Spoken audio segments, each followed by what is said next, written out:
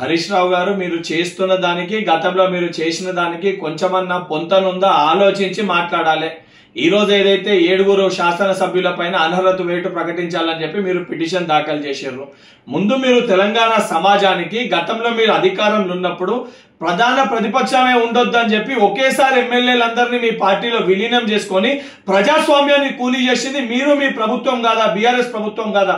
ముందు దానికి సమాధానం చెప్పాలి.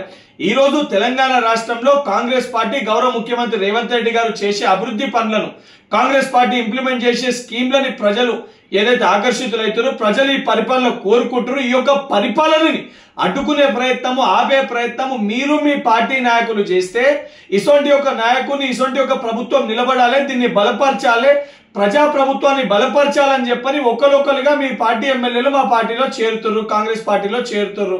అప్పటికిప్పటికి చాలా వ్యత్యాసం, చాలా డిఫరెన్షియేషన్ ఉంది. ఈ రోజు ఏదైతే మీరు చేసిన దొంగతనాలన్నీ మర్చిపోయి, గతంలో మీరు విలీనం చేసుకున్న అంశాలని మర్చిపోయి, ఈ రోజు ఏదైతే కాంగ్రెస్ పార్టీలో చేరిన శాసనసభ్యుల పైన మీరు పిటిషన్ దాఖలు చేస్తున్నారు, కొంచెమన్నా సిగ్గుండాలి మీరు మాట్లాడే మాటలకి. గతంలో మీరు వివరించిన తీరు పట్ల కానీ గతంలో మాజీ ముఖ్యమంత్రి కల్వకుంట్ల చంద్రశేఖరరావు గారు పూర్తి స్థాయిలో ఏదైతే ప్రధాన ప్రతిపక్షమే ఉండొద్దని చెప్పి ప్రజాస్వామ్యాన్ని కూలీ చేసినప్పుడు మరి ఆ రోజు ఎందుకు నోరెత్తలేదు హరీష్ రావు గారు? ముందు దానికి సమాధానం చెప్పాలని చెప్పని నేను హరీష్ రావుని కోరుతున్నాను.